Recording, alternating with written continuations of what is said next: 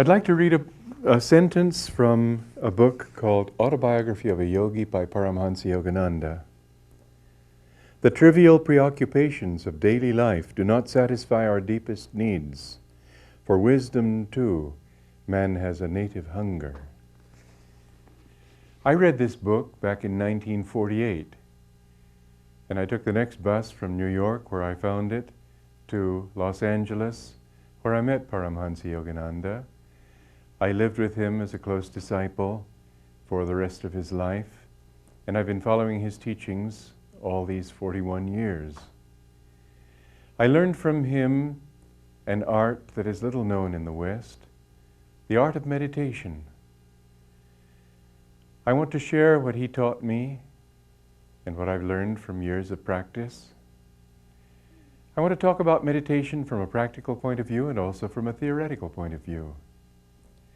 I want to mention, too, that meditation is, as the song that we began this series of classes implies, meditation is primarily a means of helping us to know our higher or spiritual nature. But people can use meditation in more abstract ways. They can think of it without devotion and just practicing going into deep inner silence, if they wish. It helps to practice devotion. It helps to feel that we're getting out of this little self and concentrating on a greater self, the infinite self, which is God.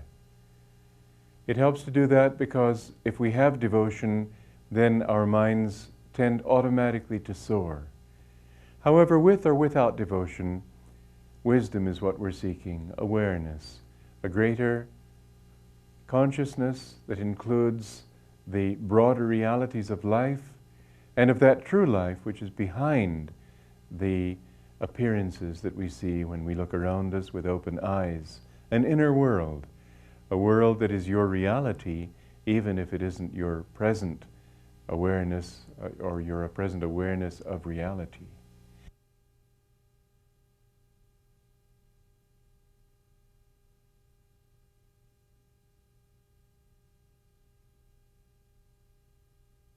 Meditation is a calm mind focused on the higher aspects of your own inner reality.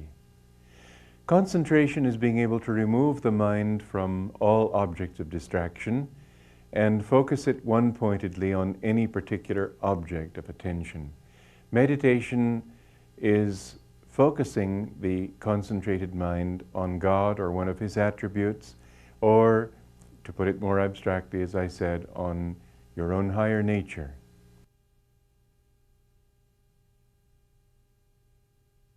No, many people associate meditation with blankness. In fact, meditation is a very intense state of awareness.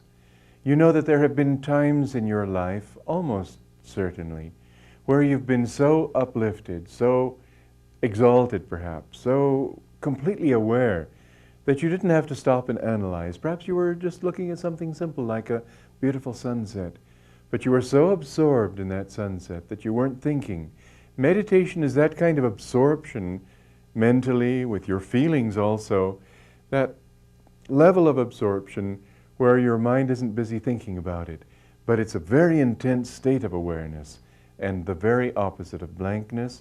And I'll take it a step further and say that blankness is actually a great obstruction to meditation. Passivity, dullness, mental blankness, all of these things are going to take you in the opposite direction from superconsciousness toward subconsciousness.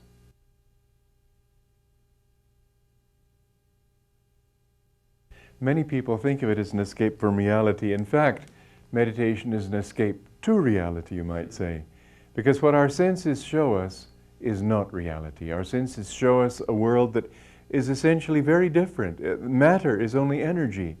If you could see your body as a scientist would look at it under an electron microscope, you would find vast reaches of space with little electrons here and there. The distance between the atoms in your body, relatively speaking, relative to their size, is as great as the distance between heavenly bodies in outer space.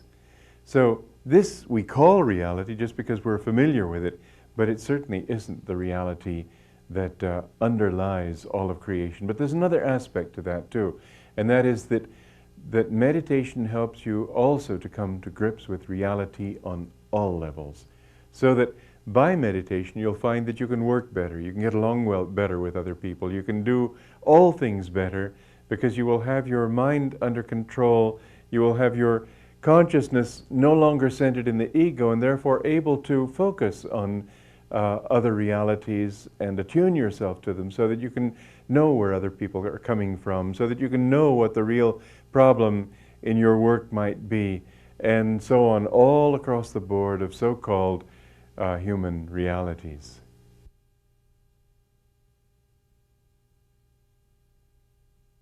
Not at all. Great saints in Christianity, the great prophets of old, all found the need to go off and pray deeply. And what is prayer if you only do the talking? If I were only to converse with somebody and not listen for his answer, wouldn't the conversation fall a bit flat? Meditation is, after prayer, listening for an answer, listening for God's answer, listening to the inspiration that you feel from above. And how can that be un-Christian? How can it be un-Jewish? How can it be un-anything spiritual? The purpose of spiritual living is to put us in tune with higher realities, and meditation is that stillness of mind beyond any kind of rites and beliefs, just stilling your mind, as the Bible says, be still and know that I am God. In that mental stillness, then you can know.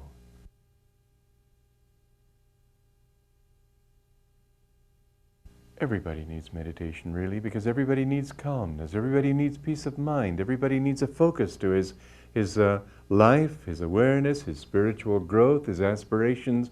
Meditation helps to bring everything into focus. It's like having a camera. I remember when I was a boy, my parents gave me a telescope, and I was so excited because I looked at the moon and I could see trees growing on it. And I didn't realize that I had merely got the lens unfocused and I was looking at bits of dirt on the lens. And so meditation is that which brings things into focus, focuses our mind so that we can see clearly what the realities around us are, whether they be spiritual or mundane. There's nothing possibly anti-religious of any kind in such a practice.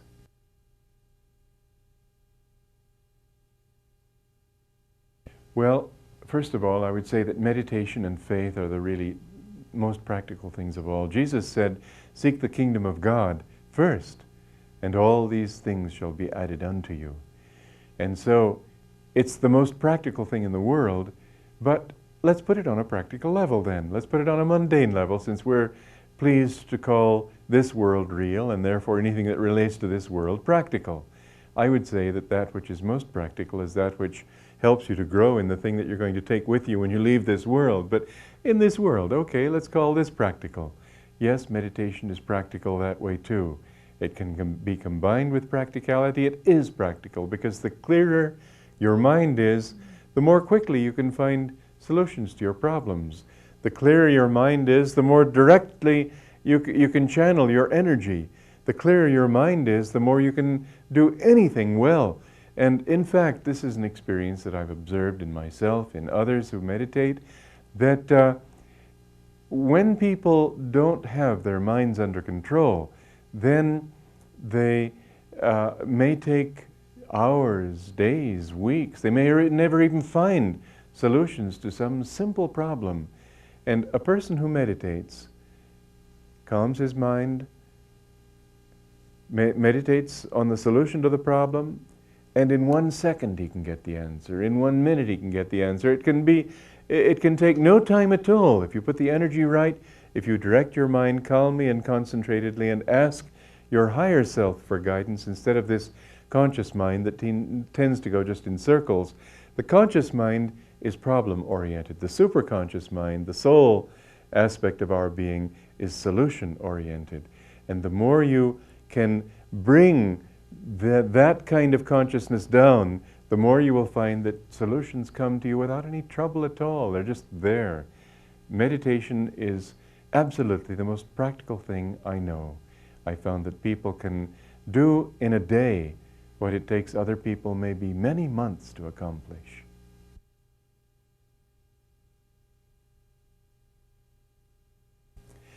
Meditation is, yes, theoretically it's something anyone can do. In a more practical way, maybe not, because some people are so restless they simply can't sit still, or because they simply don't want to find peace. You find so many people in this world who, when they're left alone for 5 minutes, they've got to read a magazine, they've got to chew gum, they've got to sort of rush to the door and say, "Hey, who's out there?" and start talking to themselves if there's nobody else to talk with. They aren't capable psychologically of calming themselves. If, however, they really try, even the most restless person can bring himself to that point where he finds that really, as it says in the Indian scripture, the Bhagavad Gita, to the peaceless person, to the person without peace, how is happiness possible?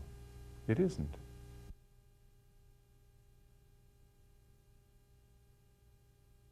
I think probably that's true. For example, people whose natural tendencies is to withdraw from reality, people who don't want to face reality, people, well, schizophrenics, people who are unbalanced, they shouldn't meditate. They should rather serve, they should be active with their bodies, they should bring their bodies down to a level where they learn to relate to objective reality. I would say that people who are very hallucinatory, people who like to create their own inner world, then they aren't meditating. It's not that meditation is bad for them, it's that they aren't in a state yet where they can meditate at all. And they use the word meditation as an excuse to escape from reality. Now, when I'm talking of going to a higher reality, I've also said that that higher reality enables you to relate more to this level of reality. If, on the other hand, you can't even relate to this level, how can you expect to relate to a higher? You've got to be able to be practical. You've got to have common sense. And if you're a balanced person, if you're a person of common sense, if you're a person who isn't trying to run away from reality, to escape things, then I think you're in a safer position to take up meditation. Others, maybe what they should do is think of serving God through others more.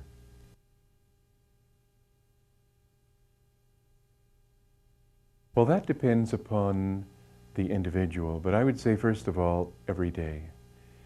You wash your teeth every day, you take a bath every day, you dress every day, you do so many things every day that just keep your body in good shape.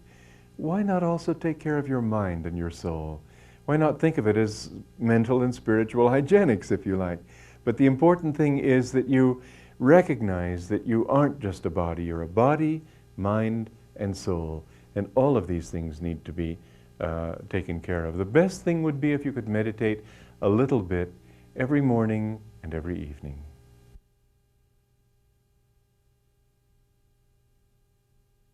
Well, meditation should be practiced for,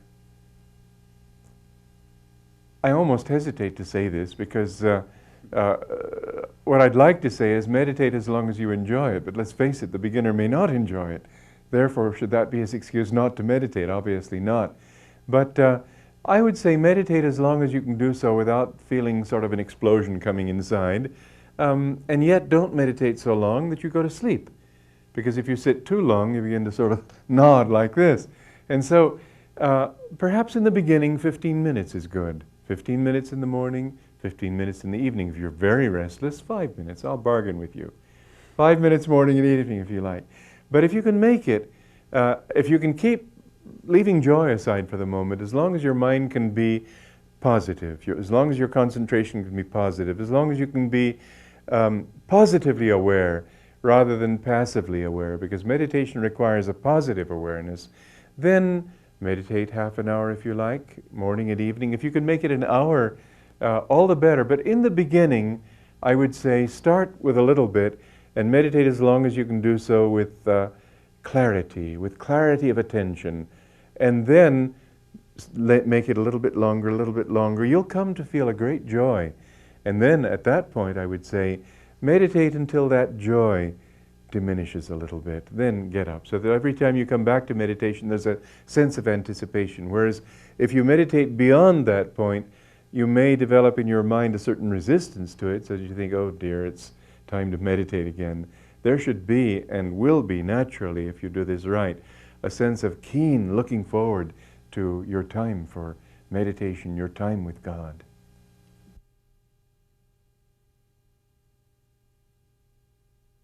One should meditate if one wants to be a complete human being. Very few people are complete human beings. We say that I'm only human. My answer to that is, no, we are not yet human. Because as human beings, we have a potential to explore. And most people are content to explore that potential to the maximum to achieve a certain amount of success in business and maybe get a wife or a husband and find some way of paying for the children's education. People need to realize that they have a very great potential for happiness, joy, understanding, love. We need to explore that potential.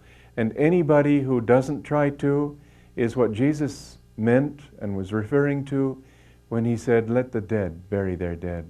Because people can exist, but are they living? Meditation can help you to live, to come alive on every level of your being.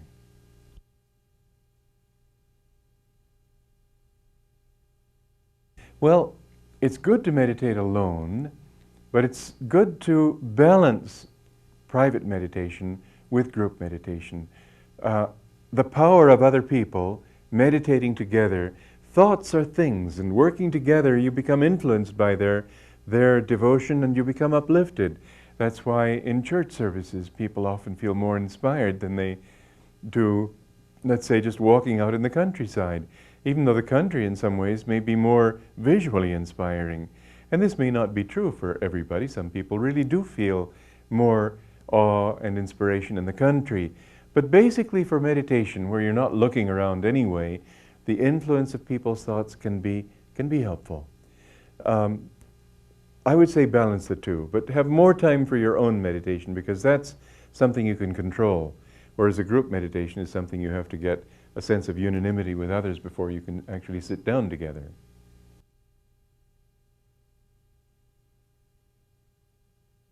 Well, I tell you what, we'll go into that in the next class, but first of all, let's just have a little practice that we can do. I would like, with this series of classes, 8 classes, to have you think about and practice what I've given you for a week. If you can do it this way and aren't too impatient, meditation will make you more patient. But if you can do it, you'll be able, if you take each class for a week, you'll be able to go more deeply into it and practice it every day, and then be ready, more ready for the next step. So now for the next week, if you agree to follow my schedule, and of course you've got the video cassette, I don't, and so you're going to be able to control your own timing on this. But whatever time it takes before the next class, let me suggest now that you simply sit upright in your chair, sit away from the back of the chair, place your hands on the thighs at the junction of the abdomen to support your body. Close your eyes and visualize a light as if it were burning coolly, pleasantly in your heart.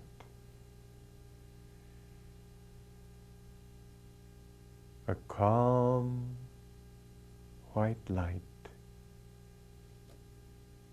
Fill that light now with happiness, with joy. And expand that light from your heart out to your chest, your shoulders, up into your brain, your forehead, downward into your legs, your feet, your hands, arms. Now feel as though you were sitting surrounded by that light. But that light wasn't just yours, you were a part of the larger reality, which is that light and joy. Now, mentally expand that light until it fills the room you're sitting in. Feel the whole room vibrating with that light. And if there are people in it, feel them blessed by your joy. Now expand that light and joy beyond the room, into the building you're in, into the neighborhood. Feel it touching and blessing with light and joy all the people around you, even if your eyes can't see them. Feel it blessing all creatures, animals, insects, and all things, rocks, earth, trees. Feel all things shimmering in that light. Expand that light outward, gradually outward, until it fills the neighborhood, the town or city in which you are living, or the countryside. Gradually expanding outward to fill the whole country. Feel all the people in your country blessed, healed by your light and joy. That greater light and joy of which your little body and ego are a part. But you are not this body and ego, you are that light, that joy. And in that joy, bless them with your love. Now go on beyond the boundaries of your little nation, filling the continent on which you live, and going beyond that continent to embrace all continents, all oceans, all the people in the world. See them as your brothers and sisters. Expand that light and joy and love beyond the boundaries of the earth. See this poor battled planet so full of hatred and anger and warfare and disease and suffering. See it reaching out sort of psychically, all the creatures in it, for that light that is you, that love and joy. How deeply God would love to touch all mankind, and does touch them, but they close their hearts. Try to be a channel also for that light, to open the hearts of all, that they may appreciate and be absorbed in that higher reality which they would see if they would only open their spiritual eyes. Expand that light outward until it embraces the moon, Venus, Mars, Mercury, Jupiter, the Sun, Saturn, all the planets in our solar system. See them moving within your great light and love and joy. See that love as holding the planets in orbit, keeping them from flying out into space. The sun's love for them holds them close. And then expand outward beyond the solar system, gradually filling the galaxy, going beyond the galaxy to embrace all galaxies, the entire universe, so that you see all the stars in the universe like the little lights of a city seen from afar. And all of these are shining within the infinitude of your own being. Meditate on that infinite light and love and joy, which is God. And mentally say, I and thy light are one. I and thy love are one. I and thy joy are one. O infinite Father, infinite Mother, infinite light and consciousness, I am one with thee.